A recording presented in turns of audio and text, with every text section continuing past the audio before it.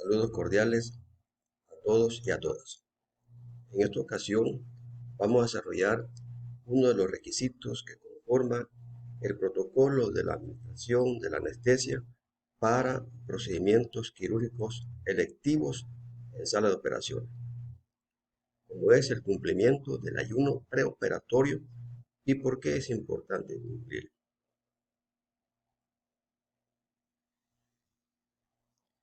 A mediados del siglo XVIII aparecieron los primeros gases halogenados utilizados en la práctica anestesia.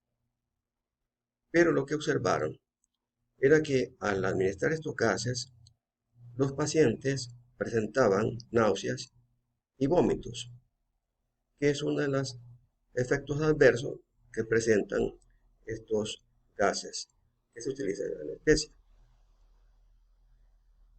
La observación fue que la mortalidad se incrementó, pero quiero aclarar que en la época de inicio de la cirugía, los pacientes fallecían por varias causas, por dolor, por sangramiento, por infecciones. Pero lo que observaron en esta ocasión, al administrar estos tipos de gases, es que los pacientes vomitaban y algunos se morían en la mesa quirúrgica y otros se morían 1 o 2 semanas después, pero con infecciones pulmonares severas. Y fue en 1946 cuando un cirujano inglés, el doctor Mendelssohn, describe por primera vez la sintomatología que produce la broncoaspiración cuando los pacientes vomitan en sala de operaciones. Y desde entonces se conoce como síndrome de Mendelssohn o neumonía de Mendelssohn. Pero las condiciones que presentaban todos estos pacientes era que tenían pocas horas de ayuno. ¿Cuáles son los objetivos que nos lleva a esta presentación? Educar sobre la importancia del cumplimiento de las indicaciones médicas. Prevenir que los pacientes, por un error involuntario, vomiten en sala de operaciones y aumenten las broncoaspiraciones. Y lógicamente, contribuir para que el trabajador se incorpore lo más pronto posible al aparato económico productivo a no haber complicaciones graves en sala de operación.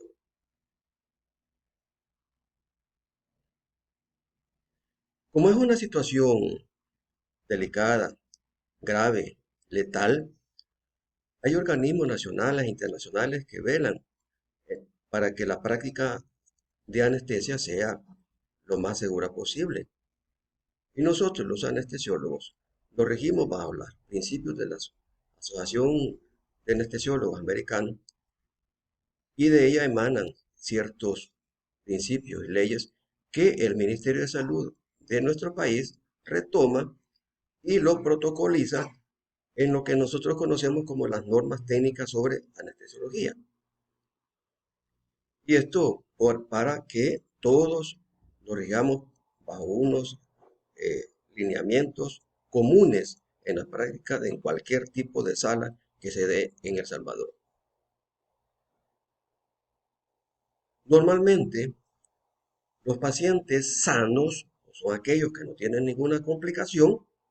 Su vaciamiento gástrico se da entre las 4 y 6 horas después de la última ingesta. Pero eso va a depender de la calidad, del volumen, de la consistencia de los alimentos.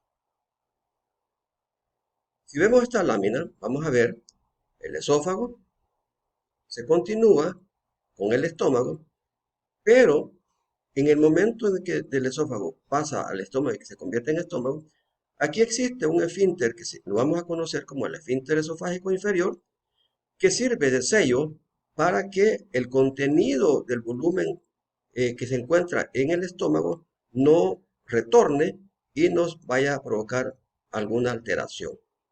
Eso en pacientes normales. Para que este esfínter funcione, tiene que trabajar bajo una presión de 20 centímetros de agua.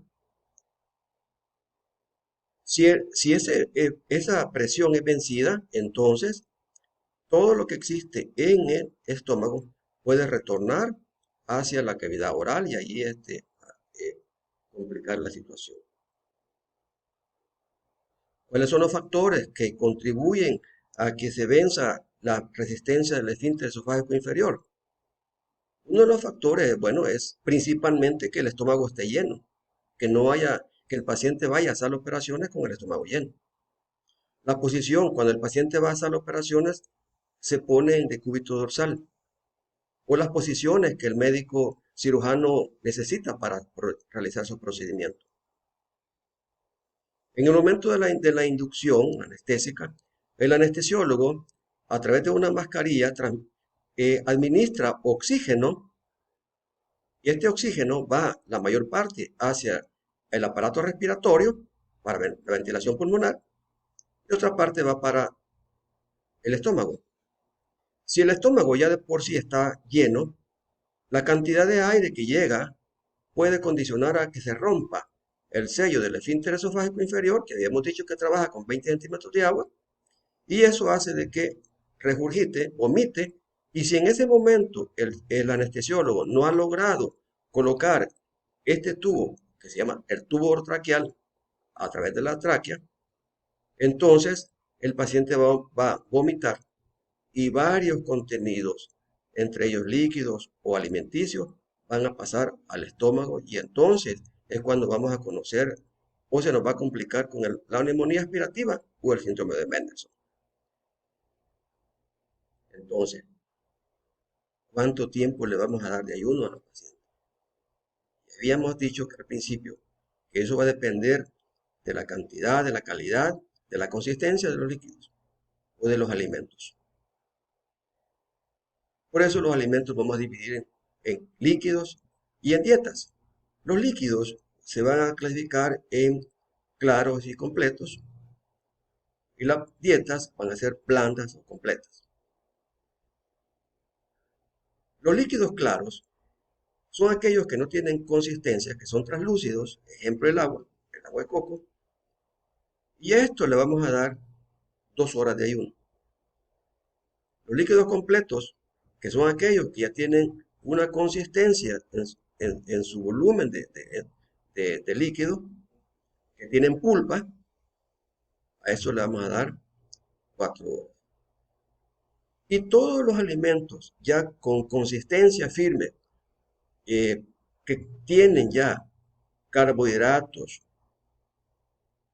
proteínas y grasas, le vamos a dar 6 horas de ayuno, siempre y cuando el paciente esté sano, que no tenga ninguna patología.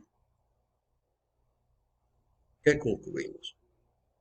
Primero, que debemos de cumplir las normas técnicas de anestesia que rige el Ministerio de Salud para que no hayan complicaciones.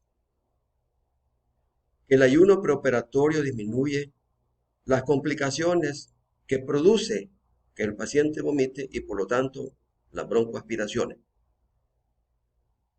Y que el cumplimiento de las normas o leyes transmite al binomio médico-paciente seguridad a realizar los procedimientos quirúrgicos anestésicos. Gracias.